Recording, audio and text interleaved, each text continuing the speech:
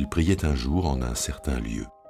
Lorsqu'il eut achevé, un de ses disciples lui dit « Seigneur, enseigne-nous à prier, comme Jean aussi l'a enseigné à ses disciples. » Il leur dit « Quand vous priez, dites « Père, que ton nom soit reconnu pour sacré, que ton règne vienne. Donne-nous chaque jour notre pain pour ce jour. Pardonne-nous nos péchés, car nous aussi, nous remettons sa dette à quiconque nous doit quelque chose.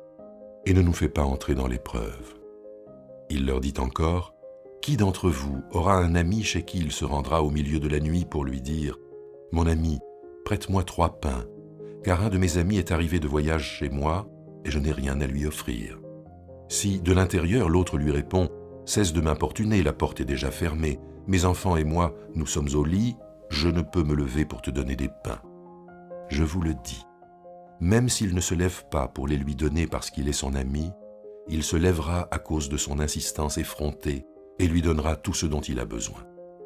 Eh bien, moi je vous dis, demandez et l'on vous donnera. Cherchez et vous trouverez. Frappez et l'on vous ouvrira.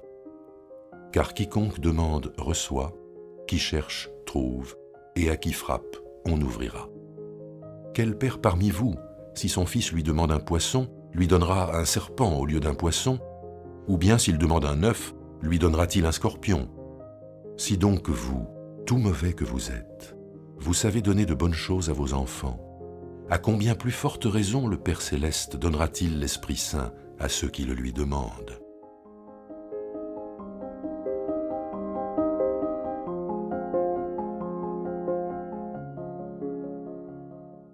Nous trouvons dans les évangiles 2 récits du Notre Père.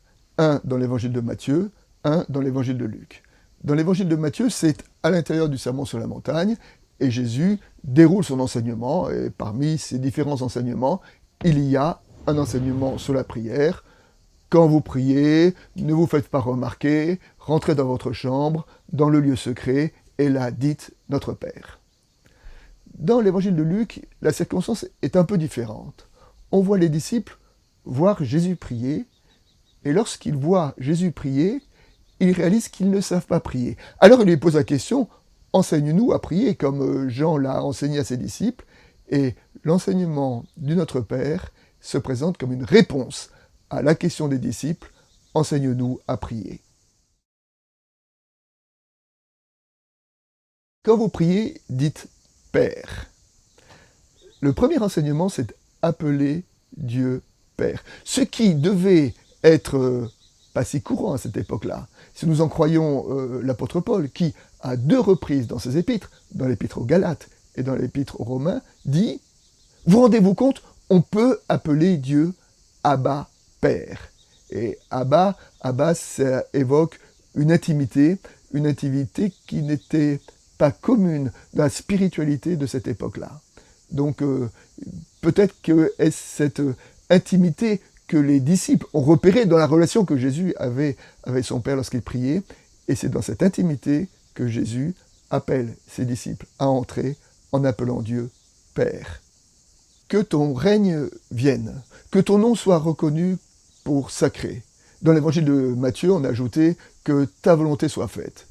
Cela d'abord, si c'est une demande, cela d'abord nous dit que si on le demande, c'est que parfois nous voyons que ce n'est pas réalisé.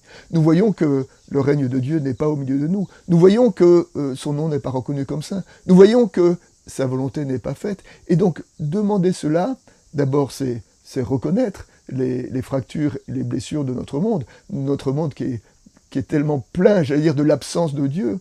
Et c'est aussi d'appeler le règne de Dieu, d'appeler le nom de Dieu dans notre monde, et la prière ici se fait intercession. Que ton règne vienne là où je suis, sur tous les lieux où il n'est pas dans mon environnement. Donne-nous notre pain, pardonne-nous nos offenses. Le pain et le pardon, qui sont d'une certaine façon les 2 choses dont nous avons besoin de vivre. Pour vivre, nous avons besoin de pain, pour vivre physiquement. Nous avons besoin de pardon pour vivre relationnellement. Demander le pain et le pardon, c'est demander ce qui est le plus important pour nous.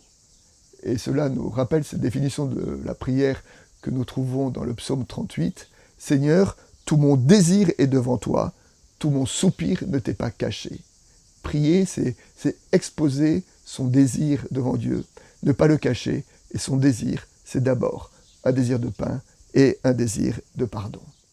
La particularité de l'évangile de Luc, c'est que beaucoup plus long que la prière proprement dite, Jésus raconte quelques petites paraboles pour encourager les disciples à la prière.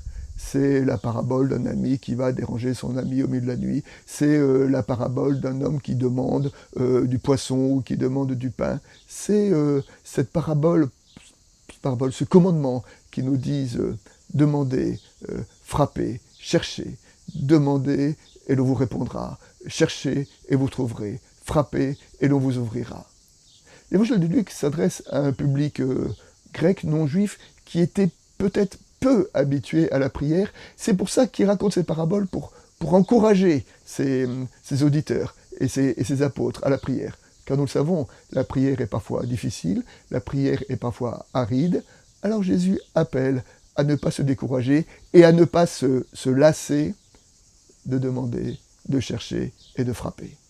À cette demande et à cette insistance, une promesse est faite. Si vous savez donner de bonnes choses à vos enfants, à combien plus forte raison le Père Céleste donnera-t-il l'Esprit à ceux qui le lui demandent. C'est-à-dire que devant les difficultés de la prière, peut-être que la première chose à faire, c'est d'invoquer l'Esprit. D'invoquer l'Esprit pour que, justement, il vienne féconder et vienne nourrir et vienne illustrer notre propre prière. Et si notre prière est parfois aride et sèche, alors ne nous lassons pas de demander et de demander l'Esprit. Et alors, l'Esprit nous est promis, et ce qui est promis à travers la prière, eh ben, c'est la promesse d'une prière habitée, d'une prière vivante, d'une prière féconde. Un apophthegme des pères du désert raconte l'histoire d'un père du désert qui, le soir, a commencé à prier le Notre Père sur une montagne, et il a dit le premier mot « Notre Père qui es aux cieux » lorsque le soleil a commencé à se coucher. Et il a mis tellement de poids dans sa prière qu'il est arrivé à l'amen final lorsque, le lendemain matin, le soleil se levait. Alors évidemment, cette histoire nous interroge, nous qui, lorsque nous prions le Notre Père, ça prend en général pas beaucoup plus que 30 secondes, et bien ça nous dit que peut-être que la prière est bien plus dense, bien plus forte, bien plus riche que ce que nous pensons. C'est pourquoi nous pouvons habiter le Notre Père et essayer de le prier dans toute la profondeur de chacun de ses mots.